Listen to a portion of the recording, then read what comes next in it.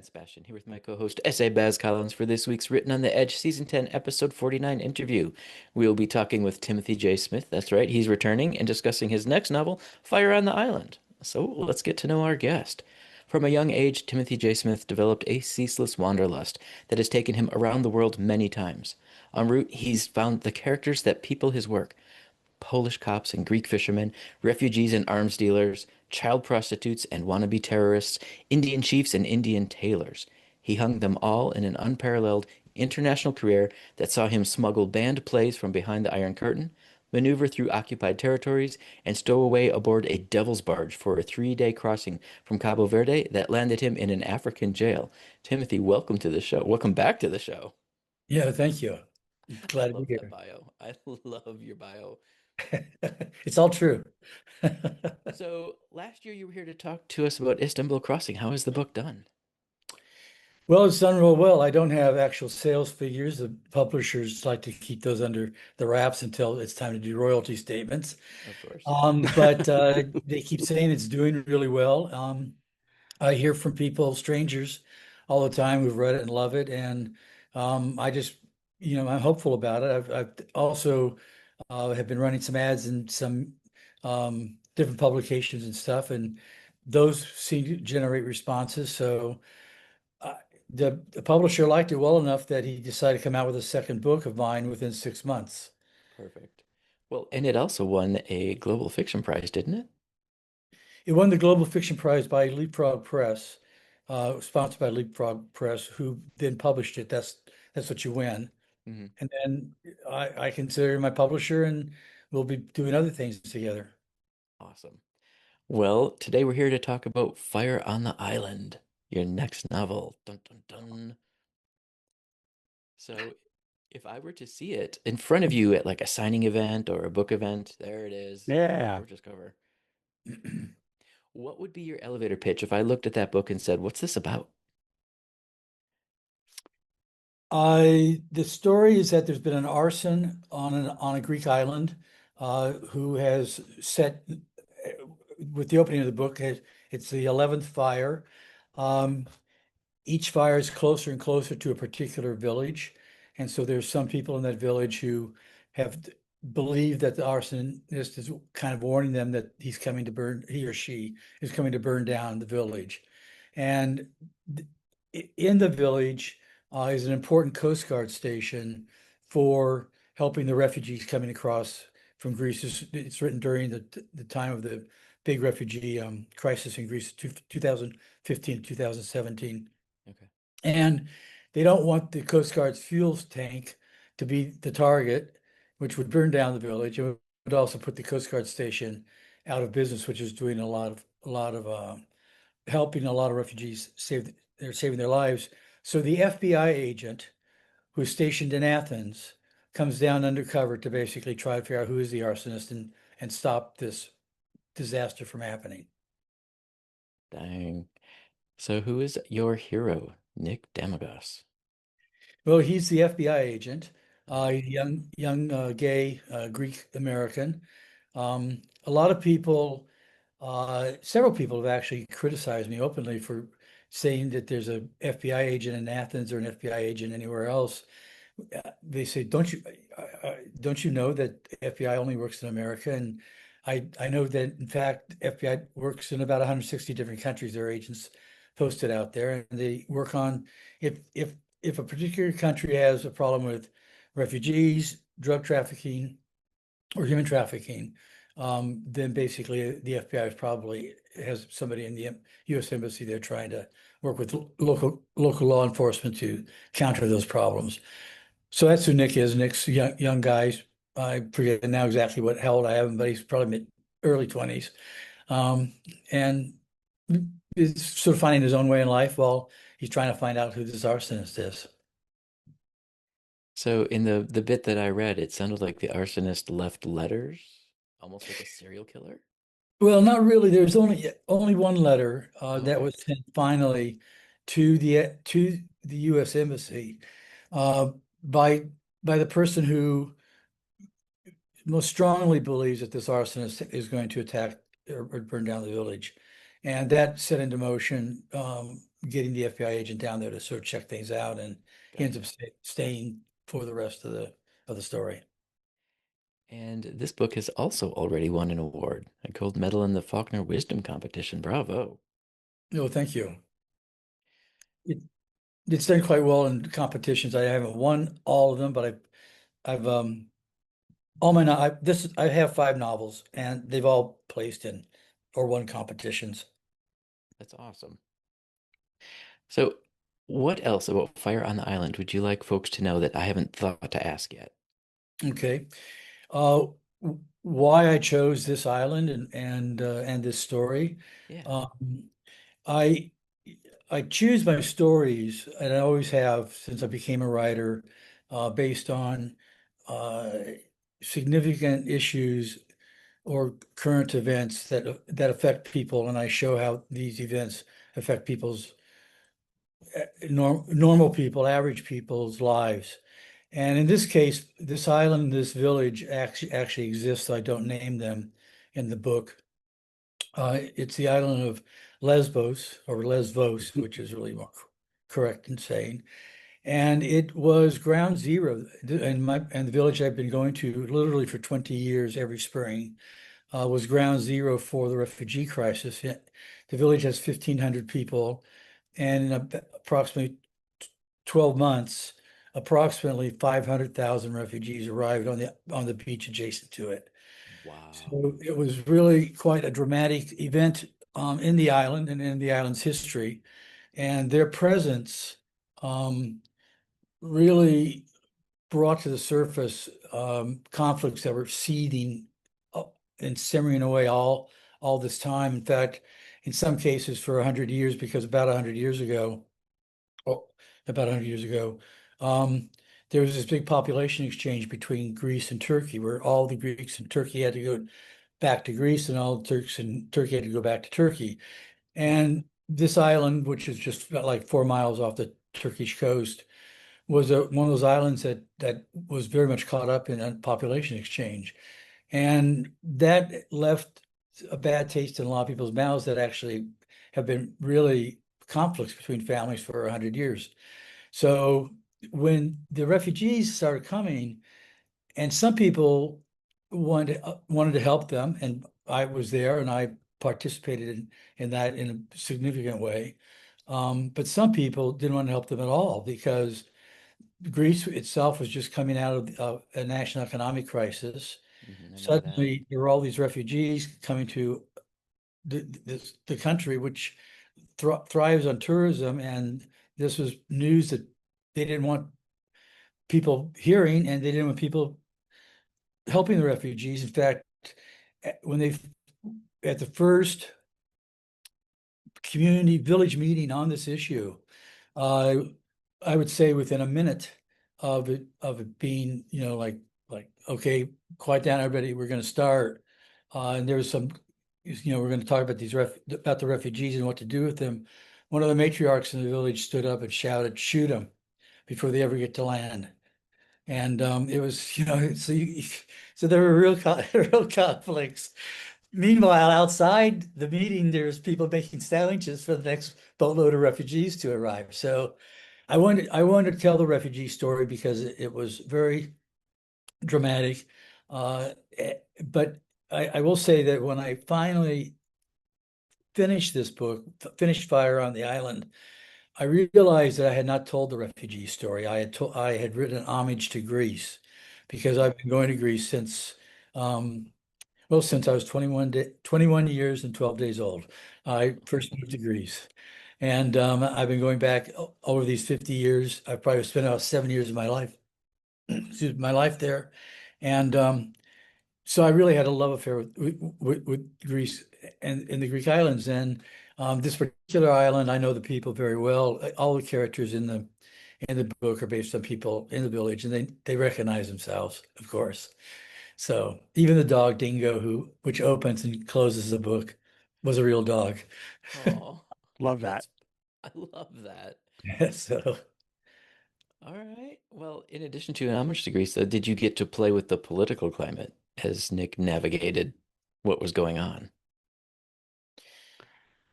Well, the political climate was the refugee story at the time. There was not much else Okay.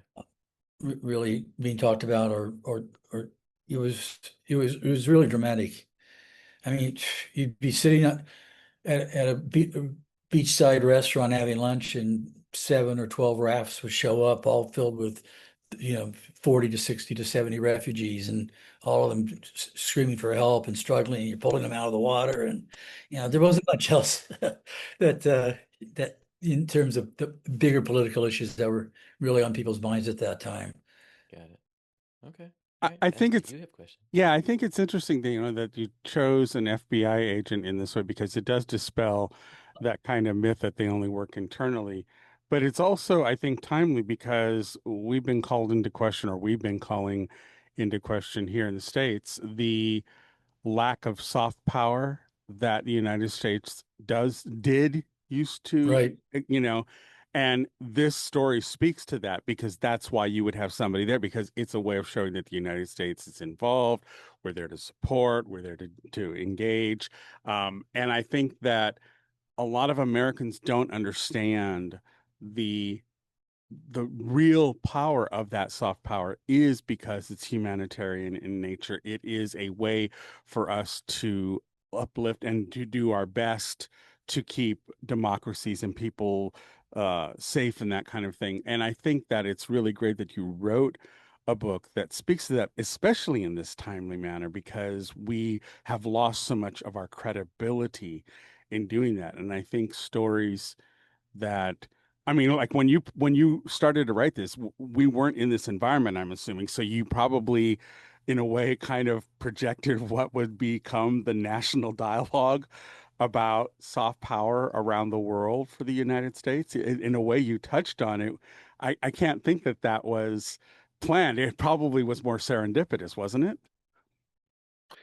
Yeah, for sure, because I quit working in 1997 to become a full-time writer, but my job had been basically working on contracts with USAID or the World Bank around the world. Um, so when you talk about the soft power and all of that, I was part of that, and I would have lost my job if I had stayed in that field, because they, like, USAID was the first agency shut Yeah, down. yeah. Well, I worked on a USA project. My last job, or contract, was in Jerusalem for 2 years, 2.5 years, right at the start of the peace process. And it was it was because of that work and that particular job where I really saw, um, the all sides. There's more than just two sides, but all sides of the Israeli-Palestinian conflict, that I felt I had a story to tell, and felt compelled to write it. So I quit working to do that, and then I just I never wanted to go back to work in a sense other than just writing. And the stories I write about are things that, um, either through USAID contracts or World Bank, or in sometimes other instances, I was engaged with it. World Bank, I was on the ground 10 days after Solidarity was officially in power, and working with Minister of Finance there. And and I was an American, so yeah, that got conveyed to the people around me, that America was there to help. Yeah. And I think that, like I said, I think that I commend you for having a book of this nature out there because I think Americans have lost touch with a lot of what we do and why we do it. And I think that, especially when you have this divisive administration now, it makes your book more timely than ever because it's kind of that just gentle nudge reminder, hey, this is why we get involved. This is what we do to support other nations, and in a way, it helps us so when there are times of strife worldwide, as we feel the oppression of a potential third world war on our backsides, the whole idea is we've engendered those nations to be partners with us because we've partnered with them in the peaceful times. So I think it's really important, and this is kind of a broadcast to all authors out there. Think about those stories that are humanist in nature, in that we give that kind of support that you can wrap your characters in. You don't have to do like some highfalutin, creative, over the Right. top. There are dramas going on in the real world that you can put, even especially for queer authors like ourselves, we can put our characters in those and also show our contributions in those things. So I really commend you for writing the book because it really shows not only the US soft power, but it also shows our perspective as gay people doing the work and being involved. And I think that's a very valid point as well. So bravo Yeah. to you for that. I really Well, thank appreciate you. that. Thank you. In fact, I have been a little surprised, or not surprised, but informed by the fact that this notion of soft power came up in the news, and with USA being put out of business right away, and then it begins to talk. I hear stories of what they were doing in terms of medical care and other things that were not my issues at all. I was doing economic development for low-income people in third world countries, basically. Essentially, is what I did. With it's hard to describe Jerusalem or Poland as a third world country, but most of my work was in places like Africa and stuff like that, and short-term assignments. But yeah, I was actually quite impressed by what AID was doing in terms of helping people through basic medicine and medical care and reproductive care and things like that. That, even though I knew a lot about AID, it didn't dawn on me the full extent until it was all being taken away. Hmm. No, I love that. Thank you very much for writing that. Hmm.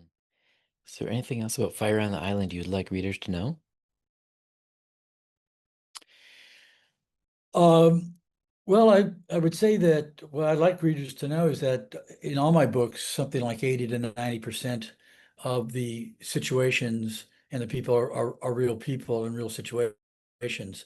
and things that I've experienced. And that's quite amazing, given that I've written about Africa, Poland, Jerusalem, Greece, and uh, I can't remember what the fifth one is right now. They're back here on my bookshelf, but I can't. Don't worry, So, as you go to sleep, it'll pop in your head and you'll have nobody to tell. but no, I've had these incredible experiences, and I sought them out as a young man. Um, I like to tell a story that when I was in sixth grade and we moved to a new school and there was a spaghetti, $1 all you can eat spaghetti fundraiser. And I sat across the table from this old guy who was probably 30 years old. And he told me that he'd been to 40 countries and spoke 5 languages. And I decided on the spot, that's the life I want. So I just pursued that, but I pursued it in a way that I also did some good because I grew up in the 60s, really sort of coming of age during the civil rights movement, and was very active in civil rights, even in high school. And then I went to college, and when I came of age to find a career, to find a job, I knew already what I wanted to do, which was to work on the war on poverty, which was Jimmy Carter's thing. And so it just kept me going around the world and doing these interesting things and meeting interesting people. I lived overseas with my partner in Poland, Thailand, and Jerusalem. By long term, I mean over 2 years in each place. And and then otherwise, I had short-term assignments all over the world, except not much in Latin America. If you don't speak Spanish, you don't go to Latin America. If you speak Spanish, that's the only place you go. In what was my career. Okay. All right. So, Well, are you ready for our get to know you questions? yes. Take it away, Baz. Okay, before we get to that, just a quick reminder that if you're enjoying the content that we're creating here, make sure to like, subscribe, comment, do all of the things. If you want to support us financially, that would be a big help, as this production does have some costs involved and it's coming out of Vance's and my pockets. So any little bit you can throw our way definitely helps keep the lights on, because in this divisive times, it is important that our queer voices are still out there being documented and being presented to our community for your future queer media purchase.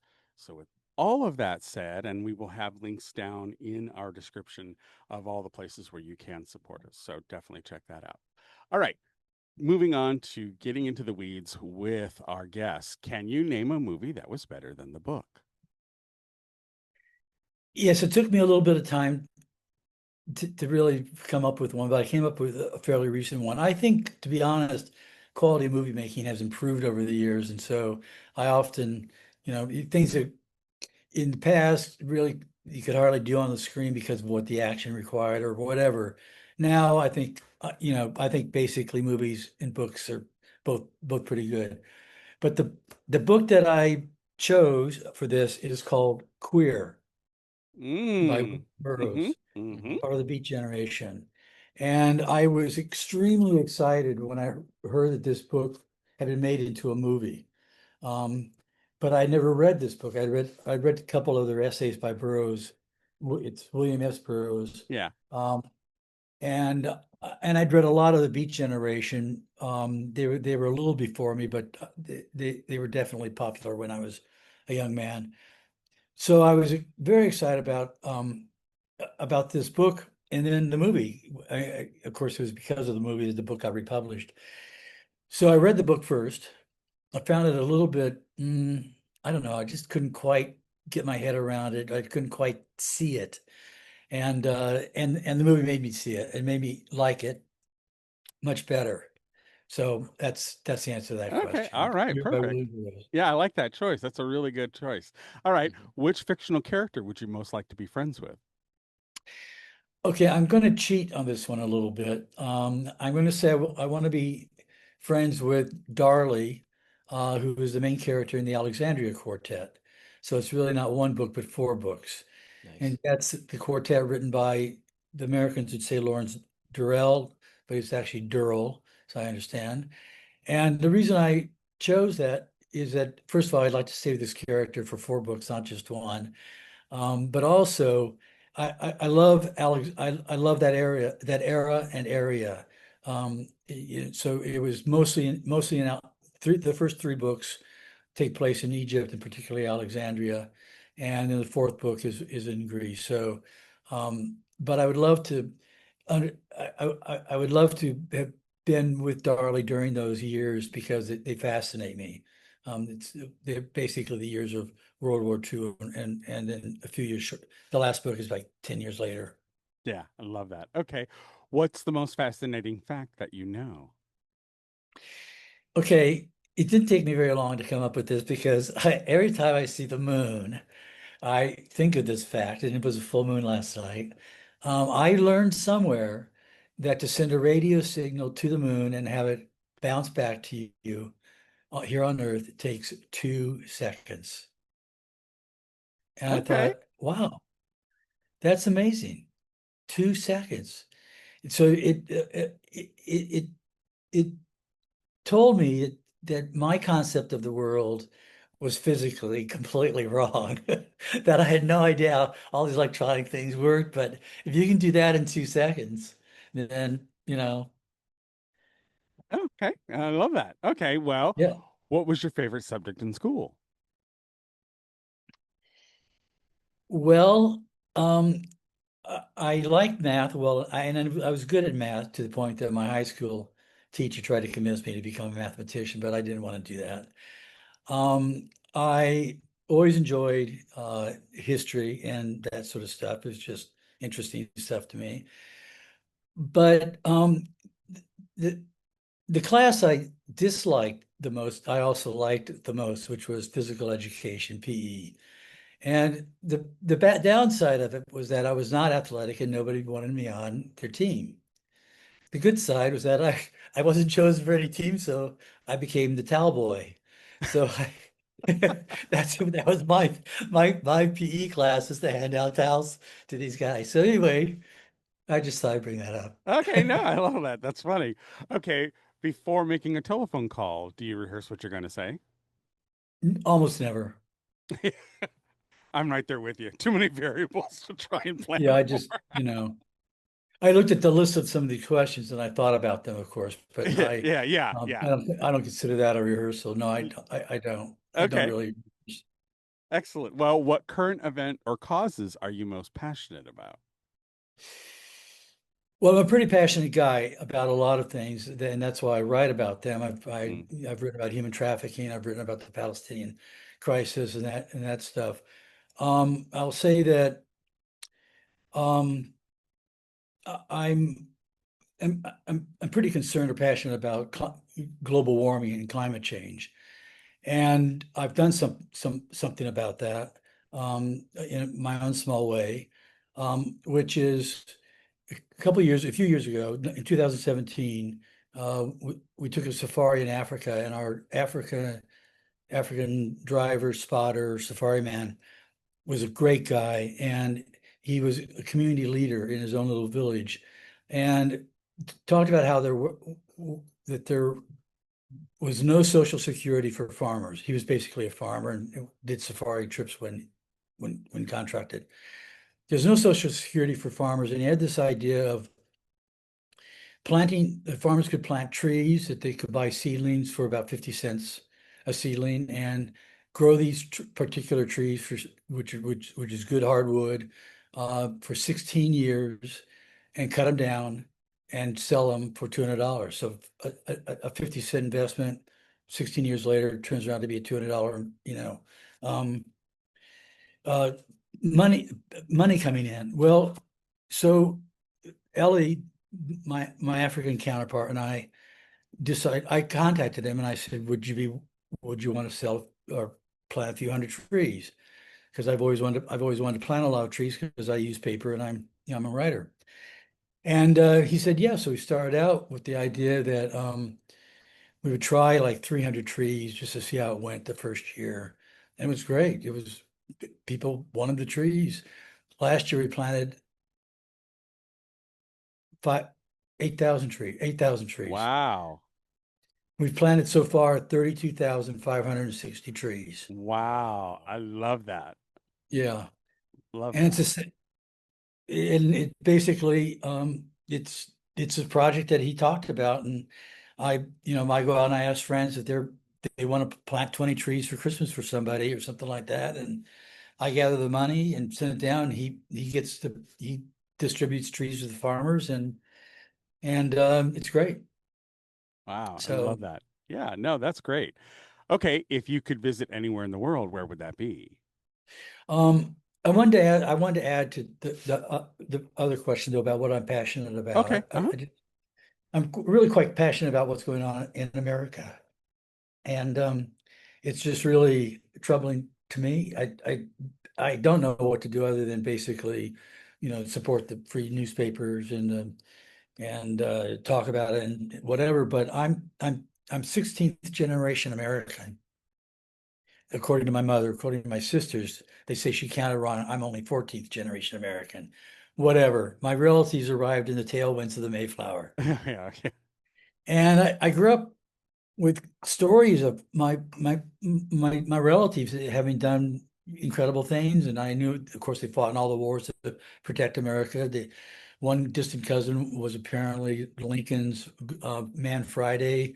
The family name was Bacon until one generation ago. So um, that's sort of why I grew up a patriot, not a crazy right wing guy, but just believing in the American system, and I'm very troubled by what's happening there. Yeah. The way it's been usurped by Yep. wackos. There's no other word for it. These Yeah. people are No. fucking nuts. And Oh, I am afraid what down the line that if they are able to stay in power, that gay rights and gays will be oh very much yeah. in trouble. That's why we do this, is because exactly for that reason. Yeah. Vance and I feel very strongly this is our passion project. Yeah. So Good. anyways, okay, well, if there was anywhere in the world you wanted to visit, where would that be? All right. Well, uh, Uh, well, I can answer that, but I will say that I've been in a lot of parts of the world. I think the last time I counted, I've been to 112 countries, and I've actually had projects where I've worked in 33 countries. the rest of the countries I've traveled in. And a lot of these countries I've been to many times, and I've been to all 50 states. So my partner and I were going to go to Papua New Guinea, which I've always wanted to go to ever Ah, since I heard okay. about Michael Rockefeller's disappearance there. I think I was 10 or 12 years old. And we had plans to go later this year, but for personal reasons, health reasons, we've decided it's not really a good place to go because if something happened, there's just no help. Yeah. So we're not going there. And the only place I really have never been to that I want to go to in America is Monument Valley. So I will try to get there at some point. Excellent. Excellent. Love that. Well, you know, you can always go to that island that all the penguins live on that Trump tariffed, you know, and you can interview the penguins and see how they feel about it, Right? you know? Yeah. Yeah. I used to want to really go to Antarctica, but I ended up going to the Arctic instead, which satisfied that desire to see great beauty in ice. Yeah. And I just loved it. It was Oh, great. excellent. Excellent. Okay. Well, who, if anyone, was your first celebrity crush? I don't know if I could call it really a crush. I don't recall feeling, I think crush sort of implies kind of sexual feelings and stuff like that or whatever. I know that probably the first male actor that I really just thought was good looking and great was Sean Connery. And I just loved all of his James Bond movies and I'll tell you something.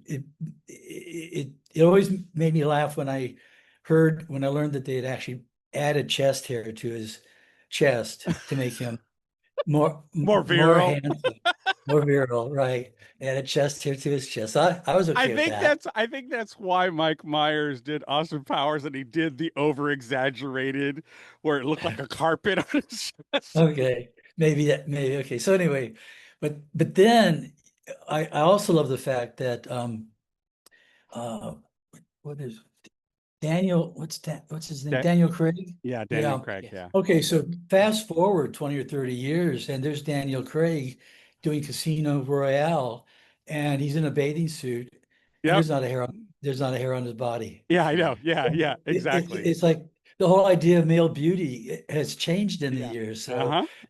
but anyway, when you asked the question, my first crush, I just really didn't have a crush, but I had a strong liking for Sean Connery. I thought I he was think a it's handsome funny guy. because we you know, as you said when you started out this question, we often talk about it in the terms of being sexually driven. You know, when I had this question and when I first saw it when Vance put the list together, the first thing I ran to was my first crush, male crush, and that was Christopher Plummer in The Sound of Music. And I was like Oh, 6 or 7 at the time, and I uh, remember looking at it going, "What's he doing?" You know, that was literally my, you know, so I labeled that as my first celebrity crush, but it was just because I noticed how attractive he was. And it didn't really have any sexual to do with it because I was a kid, you know. But I yeah, right. really was enamored with the way he was photographed and the way he appeared in that movie. I was like, wow, what's he doing? You know, kind of thing. So, you know, in a way, this crush thing, you bring up that element. I don't think it has to be sexual. I think it could just be a head turner of like, wait, what? You know, kind of thing, you know? All right, final question. What's your personal favorite recipe that you make, and are you willing to share it with us? Well, I have to confess something, which is that I don't cook. I used to cook quite a So bit. ramen noodles, got it. No, I don't do ramen noodles because it's all Oh, full of okay. chemicals as far as I'm concerned. But I cook one thing a year, which is the Thanksgiving turkey. And that's Ah, because it goes back to a Thanksgiving that was right. particularly special when we were living in Poland. And I had to cook the entire Thanksgiving meal in an oven about as big as my Mac Air. And so it was quite challenging, but I do, and I still do it. I cook the Thanksgiving turkey, and I'd share the recipe, but it's far too complicated. I will say, if I can give this kind of a little pitch uh, on this in this interview, that the original recipe I use and still Google every Thanksgiving is from the Silver Palette Cookbook, and it's an excellent. but I add chestnuts. All right, well, you made it through our list. Bravo. Nicely done. So, what's up next for you? What are you working on? Oh, I'm really working on a couple of things. I've been asked several times or been told several times that I should really tell my stories, because I've got some pretty remarkable stories of like being stranded in Cabo Verde and then being a stowaway on a boat to Africa and being thrown in jail, this sort of thing. I've had things like that happen in different ways in different places a lot. So, but it sort of slowed me down to be typing these stories. And just over this last week, a friend, my sister-in-law, said, just dictate them. You can do that now on your computer. It's like, yeah, I'm going to be doing that. That's great. I just sit down for an hour a day and just sort of tell stories and have them done. And when I got them all, I'll print them out and edit them, and they'll be done. But I'm working on another novel also, that I'm extremely excited about. It's a real challenge for me. It doesn't even have a working title yet. The working title is a title of some other research that's been done. I don't want to use it or even mention it, but the book, it takes place in ancient Greece, not modern Greece. It takes place in the years 340 to 338 BC. There are reasons for those exact dates. One being the year that Alexander the Great came down from Macedonia and basically wiped out and took over all the rest of Greece. But it's because of other social issues going on at the time, that I'm writing about that. And those social issues are remarkably similar to issues of our time. One is, while homosexuality was pretty widely accepted throughout the Greek states, or they consider themselves little countries, it was not widely accepted that men would stay together till the end of their lives. So there was an issue of gay rights sort of going on. It was a big issue between Thebes and Athens and Sparta in particular. And there's also during those years, Sparta was a very militaristic city-state. It raised its young men to be warriors. It had mercenaries. If it had slaves, they became warriors. And it became a question between these, big question whether Athens and Sparta or Thebes and Sparta or whatever should fight each other, because on one side you had these military guys, these oligarchs, and on the other side were the Democrats trying to have a democratic, society. And so it's a story that we're faced with today. Both of these. So, but I've got a personal love story going on and everything like that. So, and there are other things that make it a very interesting time. But those are 2 points that I just wanted to bring up. Love that. So, where is the best place for people to follow you online and keep up with updates for these projects? I have a web page which is not kept updated very often. That's a problem. I have to do that. And that's just my full name, www.timothyjsmith.com. Really, Facebook, I have an author page, and that's where I really post just writing stuff. I also have a personal page where I go off on my diatribes against Trump and all that sort of stuff. But my author page, it's just really about the writing stuff. Perfect. And do you have any final words of wisdom? I haven't written them yet. There you go. All right, folks, we'd like to extend a huge thank you to Timothy J. Smith for joining us. Thank And you. Thank you so very much for coming back and telling us about your next novel and how well Istanbul Crossing has been doing. Thank you, thank you, thank you. Thank you. I appreciate it. It's been our pleasure. All right, we at Written on the Edge are proud to introduce you to new media by queer content creators. If you enjoy learning about new artists or hearing our thoughts on entertainment media, please like and subscribe so you get the alerts for new episodes. Our show is produced by Rogue Ravens Media. For our disclaimers, links to social media, our listen stations, or to sign up as a guest, visit www.robotpodcast.com. Tune in next week for your queer media fix. Bye-bye now.